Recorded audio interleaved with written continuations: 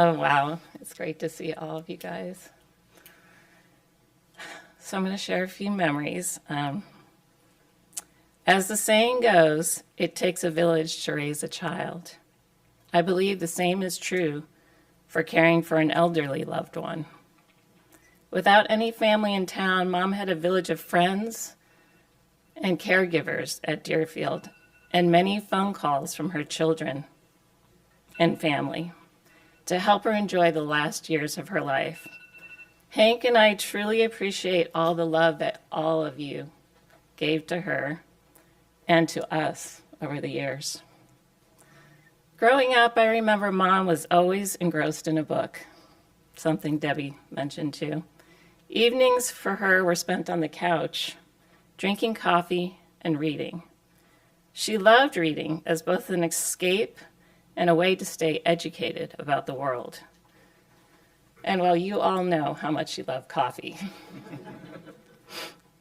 As many of you know, I live in California, and it was really hard to be far away as Mom aged.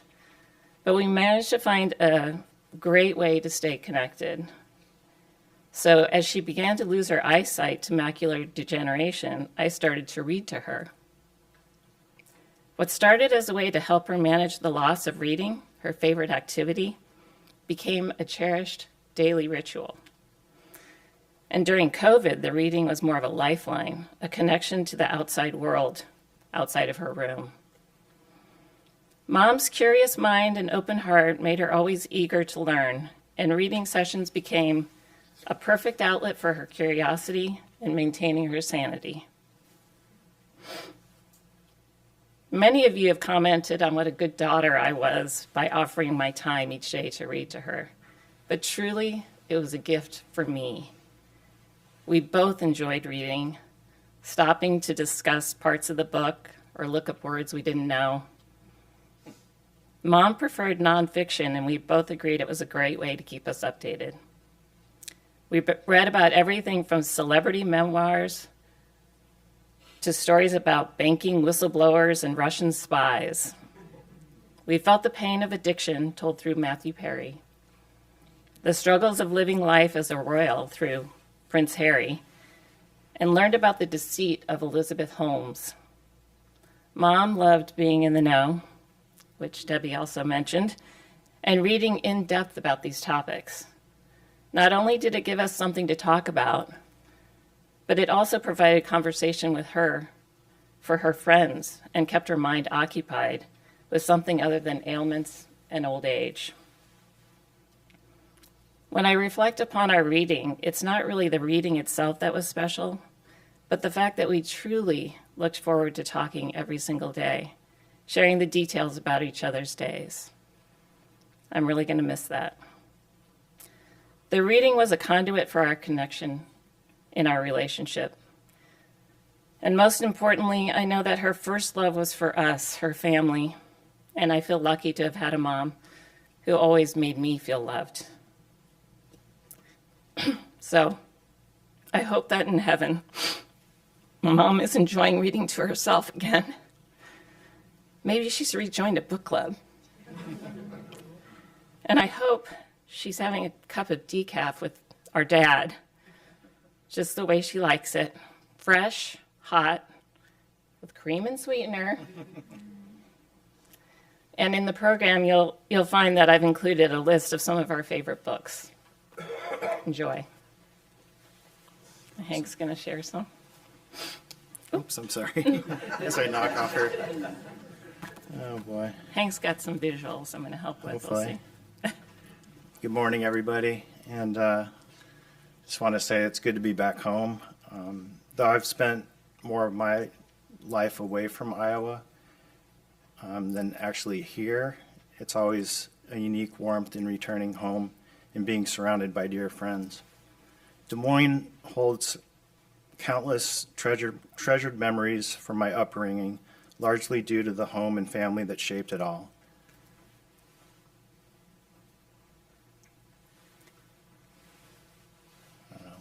Ready? We're trying to get the visuals going. And I think Mom would say the same about Iowa being home to her as well. Even though she was born and raised in Connecticut, and lived in New York and San Francisco along the way, she really grew to love Iowa and Iowans over the years. Today I want to share a few thoughts. Initially I wasn't sure if I'd be able to speak today because I get emotional, especially seeing some of you guys. But in the months or the weeks since we've lost my mom, I've gained some peace in just remembering her. And,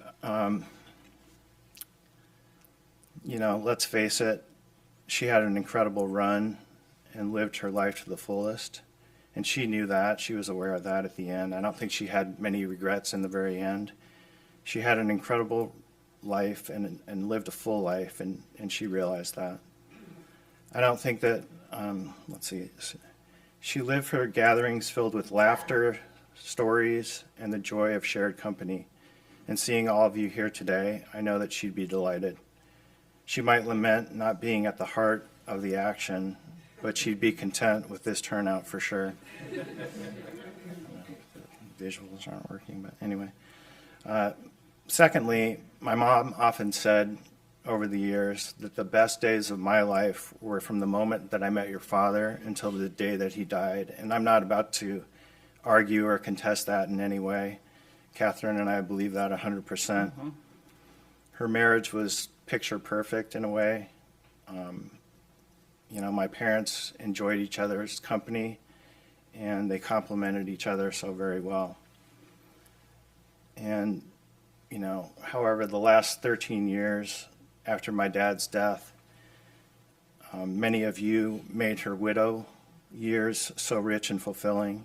And despite some of her health challenges and broken bones from a series of falls, she persevered, thanks in large part to her guardian angels, as I call them, friends and caregivers who quietly supported her journey and brought meaning and excitement to her life.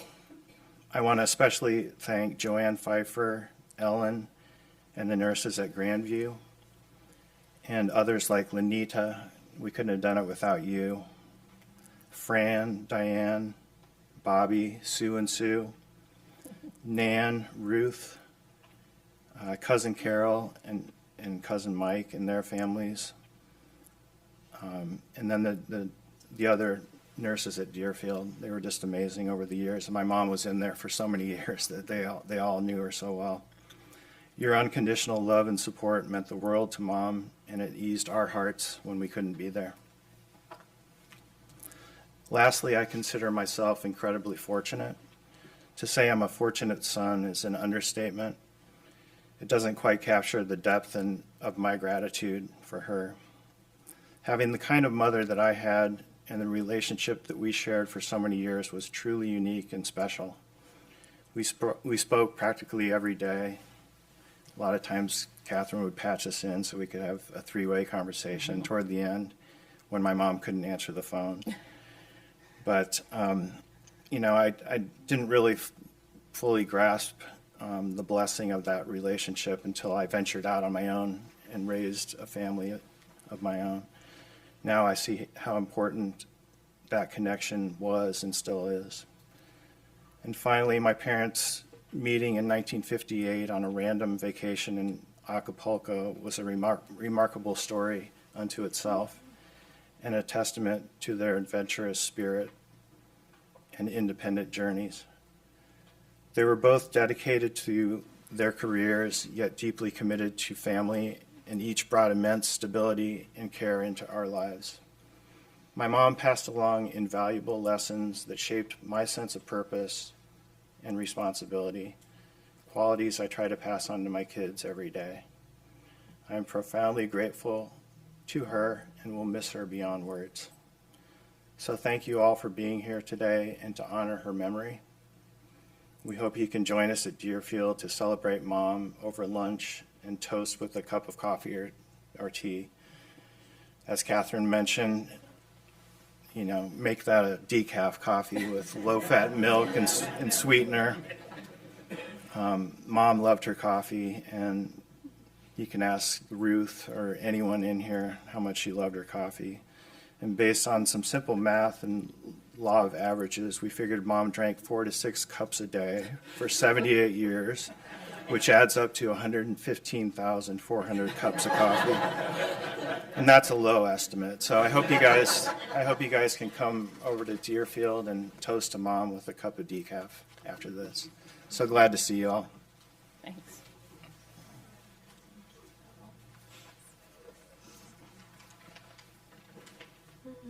That was beautiful.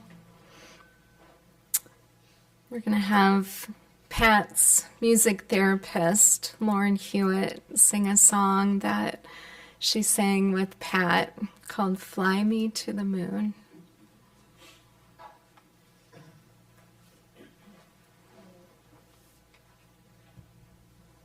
Hello? Hello? Hello? I'll sing loud. I'm Lauren. It was an honor getting to know Pat and sharing our love of music together. So I'm really honored to be able to play something today.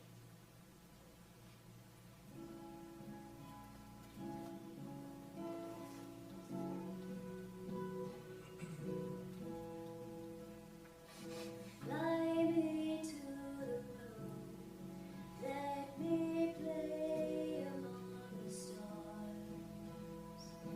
Let me see what spring is like on Jupiter and Mars.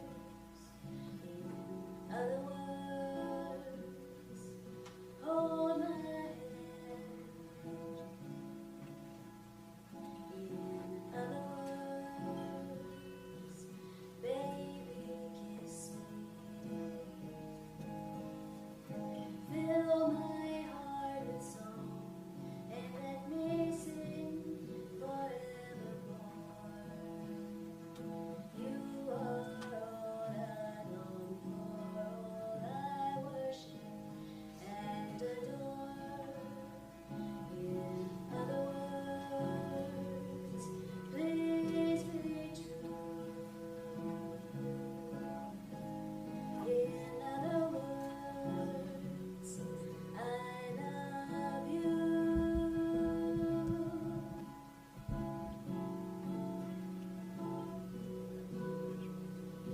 Fill my heart with song and let me sing forevermore. You are all I long for, all I worship and adore. In other words, please be true. In other words, I love you.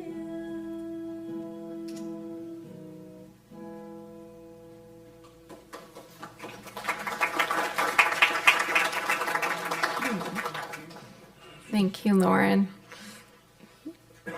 Pat enjoyed you a lot, Lauren, and she would talk about it. Flipped it. My parents flipped it. I always have thought of my aunt as someone with such intelligence and style, and grace, genuineness, and with a little bit of sass. I'm going to read a poem. Oh, there we go. That I think is very apropos for right now. She is Gone by David Harkins. You can shed tears that she is gone, or you can smile because she has lived. You can close your eyes and pray that she will come back, or you can open your eyes and see all that she has left.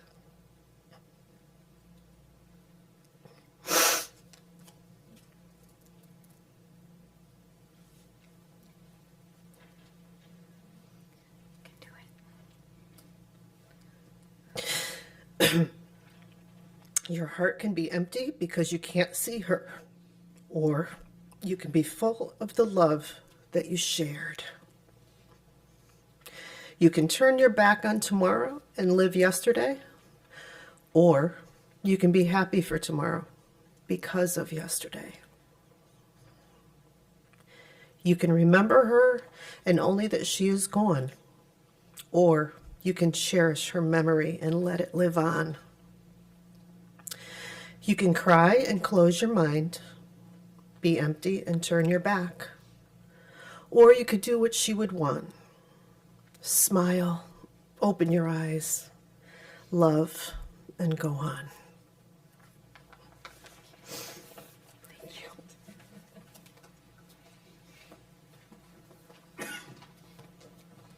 We're going to have more family come up and share some memories. Are you coming up together? Okay. Okay. So we have Matt Stanley, who's Pat's son-in-law. We have Wendy Doster, who is Pat's daughter-in-law.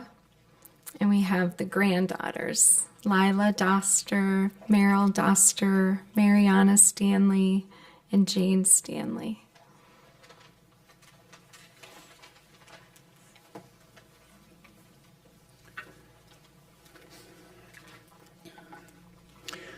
My name is Matt Stanley, and I am Pat's son-in-law. For the past 21 plus years, I've been married to the incomparable Catherine, and I met Pat a year or two before that. So I knew Pat for roughly a quarter of her life. And in that time, I realized there's always a lot to love about Pat. She was kind, generous, accepting, patient. But for me, the thing that always stood out about Pat, the thing that made her truly unique, is that she was one of the world's greatest appreciators. She oozed gratitude and she oozed thankfulness. Pat was grateful for the world around her, especially the cultural and creative parts. She loved books, movies, music, especially Irish music, food, travel, and more. Pat loved to have new experience and relished just about anything thought-provoking. Here's more math. If you meet 3 people a day, and you, like Pat, lived to your mid-90s, you will have encountered over 100,000 people in your life. Some people you meet will be really interesting. They'll have unique life experiences to share and are fun to listen to. They'll be up on current events, the latest songs, the latest shows, and really enjoyable people. They tell good stories and are often funny. Some people you meet are really interested. They have a curiosity that extends across topics, and when you talk to them, they seek to learn from your experience and knowledge. Most people you meet are either more interested or more interesting. Pat was a delightful combination of both, and it shocks no one here to hear Lauren mention that as Lauren came to help Pat, Pat also took an interest in Lauren. That is Pat to a T. Pat was always equally eager to discuss whatever she had just read, whatever she had just traveled, or whatever movie, TV show she had just seen. She was also happy to ask people about their lives, their perspectives, their experiences. Being both interesting and interested helped make Pat a great friend and someone who could strike up a conversation just about anywhere.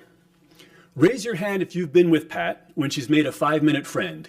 Maybe in the line at the grocery store, waiting for a cup of coffee, wherever it is, Pat managed to strike up a conversation and really get to know people quickly. Her insatiable desire to read, view, listen, think made her interesting. And Pat's curiosity and caring nature made her interested. I've always thought that interesting and interested is a great way to go through life, and Pat was a wonderful example of that. Another area where Pat always showed great gratitude was for her friends. People really mattered to Pat. You all really mattered to Pat. I remember an afternoon at Lake Okoboji during Pat's last visit to the lake. Hank had found a cottage to rent from some old friends, and Pat spent most afternoons in the living room looking somewhat wistfully out at the lake. One afternoon, the Dusters' great friends, Donna and Monty Matt, stopped by. Neither Donna nor Pat were in great health at the time, and I think both might have worried and wondered if they would ever see each other again. Well, when they did meet up that day, their faces filled with a radiant joy, an expression on each face that I will never forget. The type of joy that is built on decades of friendship, thousands of holes of golf, rounds of cards, shared meals, but more importantly, the type of joy that is built on decades of mutual support, being there for each other during the good times and bad, watching kids grow up, move away, get married, have grandkids. I imagine that Pat looked at each of you at some point the same way that she looked at Donna. She always had great appreciation for her friends. I'll never forget the way that Pat and Donna looked at each other that day. It truly was the best of humanity. But as appreciative as Pat was for the world around her and all of her wonderful friends, she was always most grateful for her family. This was clear to me the day that I first met her, and it remained clear in every single interaction I had with Pat over the past 23 years. Aunts, uncles, brothers, parents, cousins, nieces, nephews all held special places in Pat's heart. For Pat, time spent with family was always time well spent, doubly so if it was traveling with family. Pat adored and treasured, above all else, Phil, Hank, and Catherine, and later, Wendy, Lila, Meryl, me, Mariana, and Jane. So today, as we bid farewell and show appreciation for one of the world's greatest appreciators, I'm here to say thank you, Pat. You are a fantastic friend to so many, a fantastic mother to my wife, grandmother to my kids, and the absolute best mother-in-law that a guy could ask for.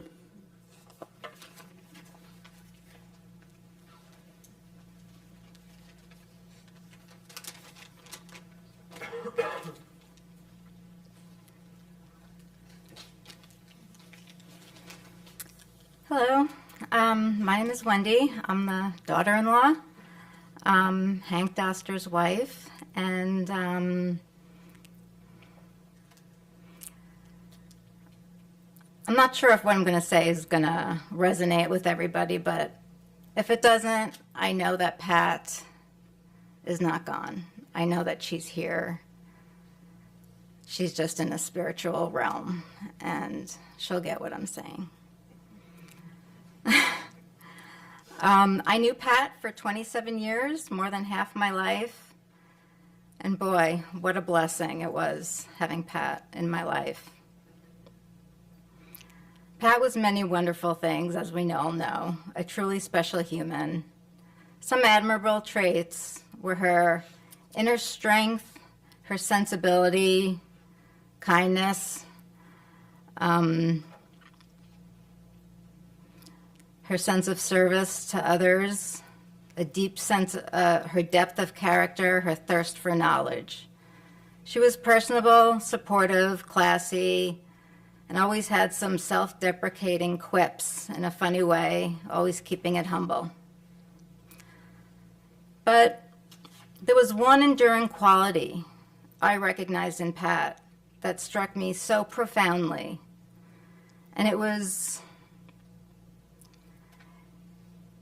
a sheer gratitude for life itself, for living life. And I noticed an underlying approach to life, not approach, that's not the right word. It was more so, I think she had an inherent subconscious mental attitude toward life that stemmed from a place of gratitude. Of just that she literally woke up each day and was, whether it was conscious or not, she had gratitude for life itself, to live life to the fullest, and that she had that opportunity.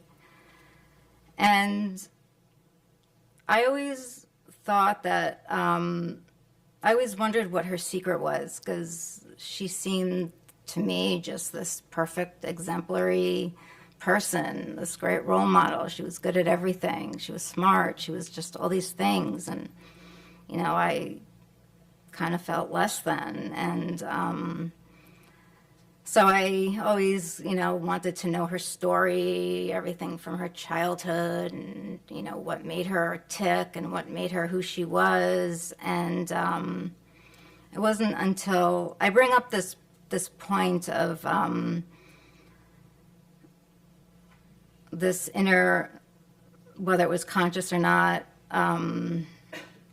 mental attitude of life stemming from a place of gratitude, because I do think that was kind of a life secret of how she lived her life so well. I really admired the way she lived her life. And I'm sorry, I have like half scribbled down here and I'm half going off the cuff. So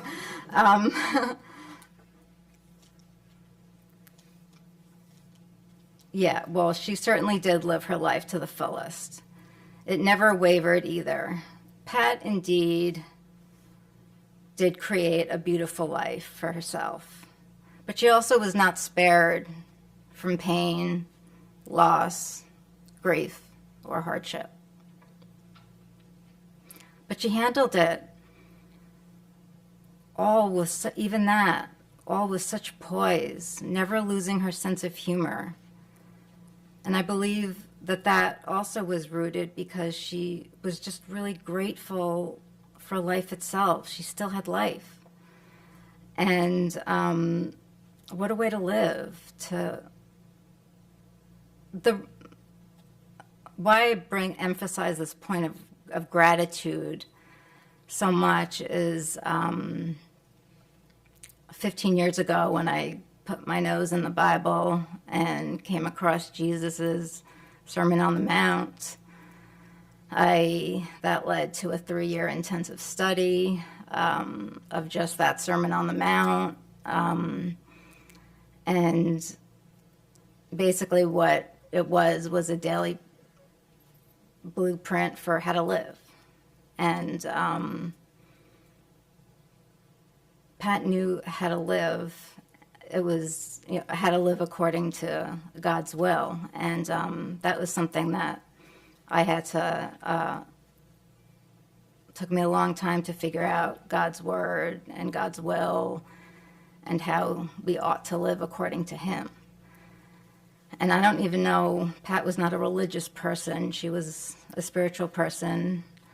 But I don't even think she consciously knew that she was living in such a God-righteous way. And I just really admired the way she handled everything. I just saw so much of her in personal moments and in her grand moments where she was a big star. She just, I don't know, she was given God's grace. She had grace, and she was truly a remarkable person.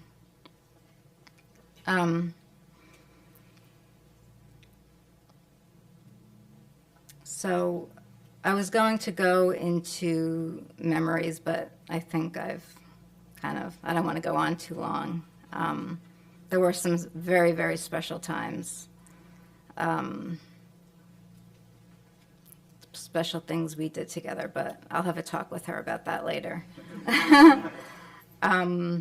Pat, just address you. God bless you. You were truly special, remarkable. I admired you. I looked up to you. You taught me how to live. I learned so much, how to handle things, how to react, how to not react. I will keep you alive in my memories, and I will share your story for the rest of my time on earth and until we meet again. See you on the other side when that comes.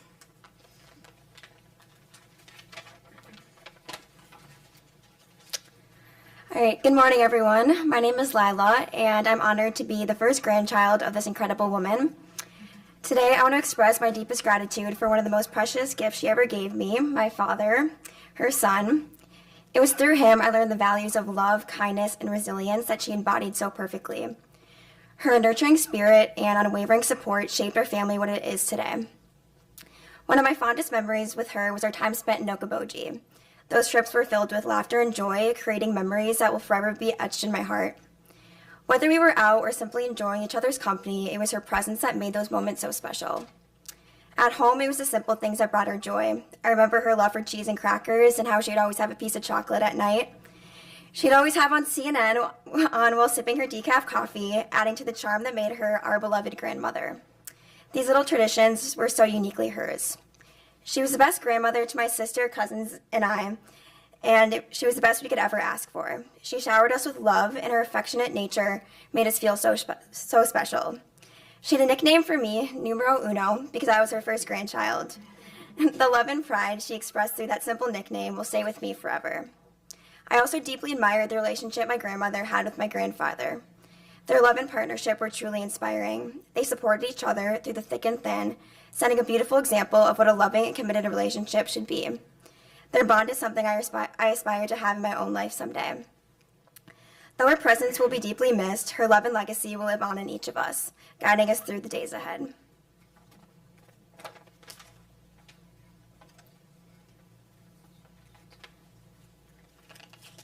Hello, everyone. I'm Meryl, or Mule, as Grammy would say. I am Lila's younger sister and the next grandchild of Grammy. Grammy was a real foundation to my life. During my middle and high school years, when I faced rough patches with friends, I would often visit her in Iowa with my dad. She listened intently to every rant I had, offering wisdom that continues to guide me in friendships to this day. These visits to her in Iowa became a true comfort place, without pressure or worry that lingered back at my home. I'm grateful that her caring and attentive nature extended to my dad, who has been a great father, a testament to the great upbringing he received from Grammy and Grampy. Something Grammy taught me was the importance of valuing lifelong friendships. She showed me how to nurture these relationships through gatherings and cherishing moments together. Her joy in surrounding herself with true friends has inspired me to do the same with the genuine friends I came across and kept throughout these years, and also just to have a good time with people you love the most. One fond memory of Grammy that stands out is when all of us granddaughters would eagerly line up before her bathroom, waiting for her to paint our nails. She had a knack for one particular nail style, which has emphasized keeping it simple yet elegant. She liked the natural nail look with one layer of shiny, clear polish, which I do to this day. Another memory I have of her was last Thanksgiving. My dad brought her to our house for the holiday. She had just read Matthew Perry's book with my Aunt Kathy and became particularly interested in him. So we propped her wheelchair 2 inches from the TV and made her watch Friends episodes with us all night. We had great laughs with what she could comprehend. All right. The last thing I want to touch on was an experience that I had that gave me a lot of closure recently. I had just gotten some flowers for my birthday while Grammy was in her last days of hospice.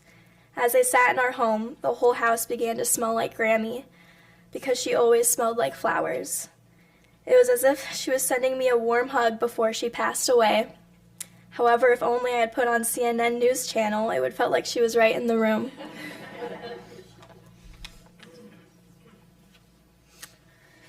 Hello, everyone. My name's Mariana. I'm the third granddaughter.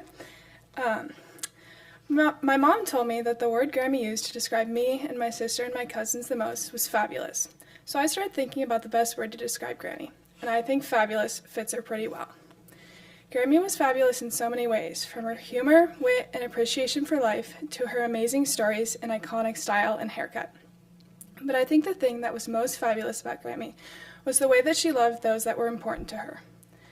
Whenever we saw Grammy over the summers or holidays, she made all of us cousins feel like rock stars. She always told us how proud she was of us, and she was eager to listen to all of our stories.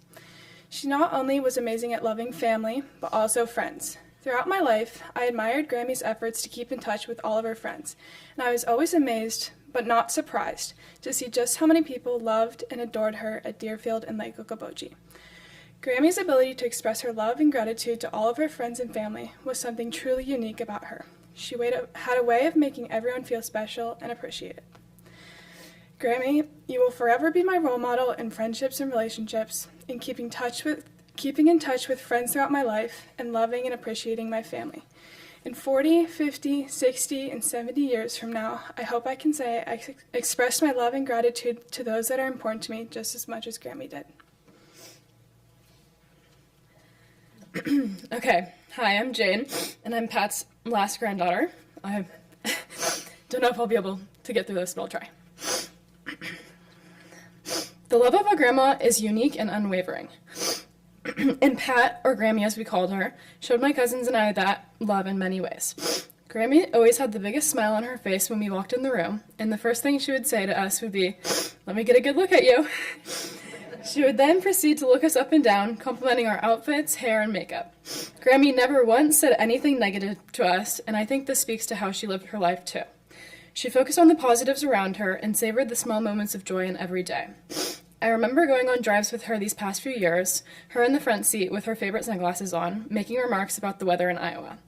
She loved the blue skies and vast fields of corn, even when her eyesight was not so sharp. May her memory remind us to find happiness in the people and places around us. Grammy was also a great listener. I knew, without a doubt, that she cared deeply about me because she would listen to my entire presentations for Spanish class, despite not knowing Spanish. She wanted to know even the most mundane details of our days. Even though they would bore just about anyone else, Grammy was always fascinated listening to us. She was a person I knew would always support me, no matter what.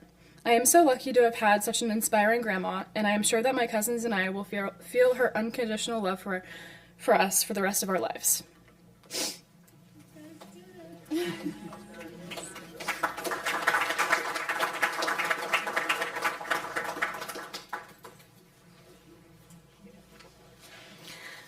I think Pat was pretty blessed to have a family like that, so it warms my heart.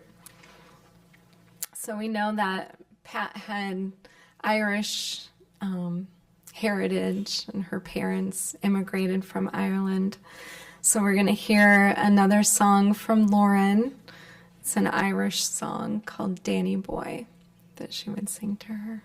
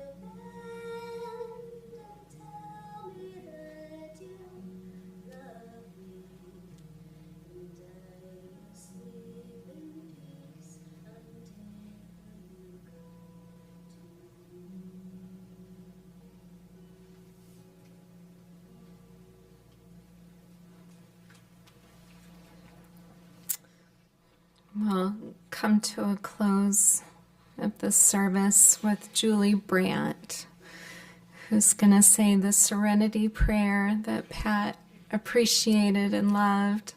Julie's the niece on Phil's side, daughter of Larry and Jan Amen.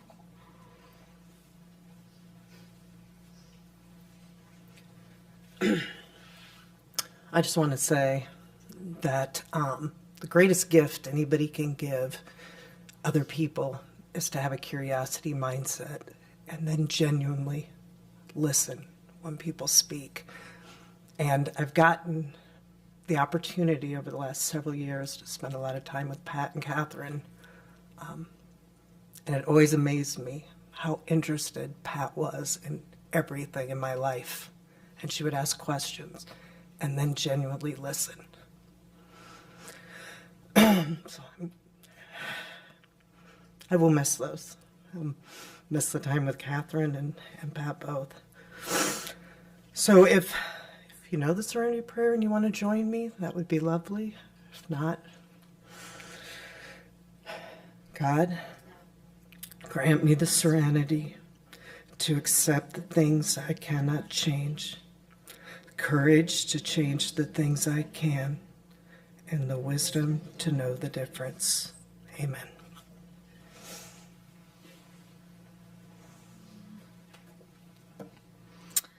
Thank you for coming to this service to honor and cherish Pat. And we get to do that just a little while longer. We're going to have a luncheon at Deerfield immediately following the service. It's at the Deerfield Event Center. So there'll be signs to follow, but from Hickman, if you go on Country Club Boulevard and turn right onto Sheridan, then you follow that around to the event center. And the burial will be later. It's a family gathering in Kernium. Am I saying that right? Kinnearum. Thank you. All right. Thank you so much for coming, and keep the conversations going and the good stories of Pat's life. Bless you all.